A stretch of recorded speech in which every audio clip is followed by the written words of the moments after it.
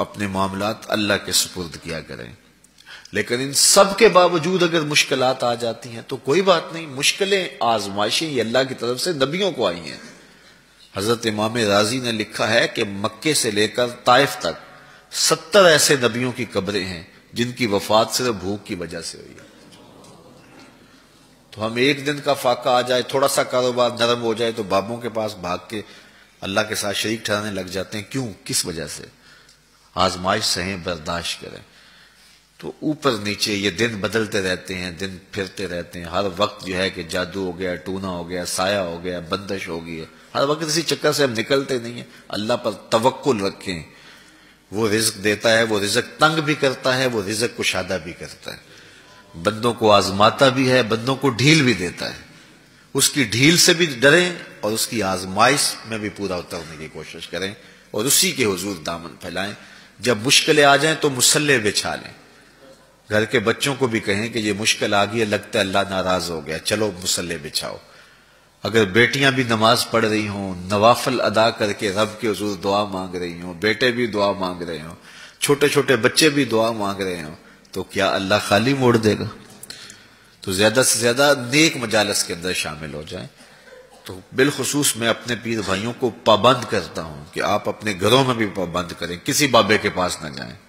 یہ بڑے گندے لوگ ہیں، یہ سامنے اب چیزیں آ رہی ہیں، بڑے گندے اور غلیظ قسم کے لوگ ہیں. ان کی نظروں میں غلاظت بھری ہوئی ہے اور جو ہے وہ لوگوں کے ہجوم سے کبھی متاثر نہ ہوں کہ فلاں وہاں سے اتنے لوگ جا رہے ہیں. لا یصیر الباطل حقا بکثرت المتمسکین بہ. اگر کسی جھوٹ کے ساتھ، کسی باطل کے ساتھ زیادہ لوگ وابستہ ہو جائیں تو اس وابستگی سے باطل حق نہیں ہو جاتا. لوگ کہتے ہیں جی اتنے لوگ آ رہے ہیں، کچھ ہے تو آ رہے ہیں. تو جو بت خانوں میں جا رہے ہیں اتنے لوگ تو کچھ ہیں تو جا رہے ہیں، کیا مطلب یہ کوئی اب معیار ہے؟ تو جوہلا کا جمع ہونا، جوہلا کا کہیں جانا، یہ معیار نہیں ہے. معیار جو اللہ رسول نے دیا ہے ہمارے نزدیک بس وہی ہے. تو جب کوئی مصیبت بنے، مصلح بچھا کے دعا مانگو اللہ کی بارگاہ میں، نوافل پڑھو، صدقہ کرو، خیرات کرو، منت مان لو، روزوں کی منت مان لو، نمازوں کی منت مان لو، صدقہ کرنے کی منت مان لو. اور اللہ کے نیک بندوں سے جا کے دعا کرواؤ. غریبوں میں آپ رزق بانٹو، اس سے برکت ہوگی، اس سے پریشانیاں دور ہوں گی. رزق کم ہو گیا ہے تو غریبوں کو دو. لگتا ہے غریبوں کو دو گے تو اور کم ہوگا، نہیں. جب دو گے تو اللہ کے سچے وعدے آپ کو نصیب ہوں گے اور آپ کو برکت نصیب ہوگی. اس کے راہ میں دینے سے کم نہیں ہوتا ہے. اس لیے میں خاص طور پہ یہ باتیں اس لیے کر رہا ہوں کہ ان دنوں کے اندر بہت زیادہ جو ہے وہ اس طرح کے لوگ ہیں اور مختلف جو ہے وہ چینلز کے اوپر ان کو سامنے لایا جا رہا ہے. تو ان لوگوں سے اپنے دامن کو چھڑائیں اور صالحین کی صحبت کو اختیار کریں. صالحین کی صحبت سے آپ کو نور ملے گا، روشنی ملے گی.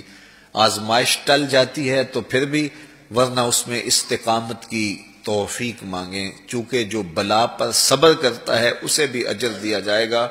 صحیح حدیث میں آتا ہے کہ اہل بلا کو قیامت کے دن جو صلہ دیا جائے گا تو دوسرے لوگ آرزو کریں گے کاش ہمارے جسم کو لوہے کی کینچیوں سے کاٹ دیا جاتا. تو یہ جو تکلیفیں آتی ہیں یہ گناہ اس سے جڑتے ہیں، اس سے درجے بلند ہوتے ہیں، اس سے اللہ کی قربت نصیب ہوتی ہے. تو مصیبت آئی تو بابے کے پاس بھاگ گئے، جو فاسق اور فاجر اور مشرکانہ عقائد رکھتا ہے اس کے پاس بھاگ گئے. تو پھر ایک مصیبت بھی سہی اور ایک اپنا ایمان بھی اجاڑا. اس لیے اس مصیبت سے جو باطنی فوائد ملیں گے، جو روحانی مرتبے بلند ہوں گے، ان کو حاصل کریں. تو غیرت کے ساتھ جینے کا ڈھب ہم سیکھیں، مت ایسے لوگوں کے پاس جائیں. اللہ آپ کو مجھے اپنی رحمتوں کے سائے میں رکھے.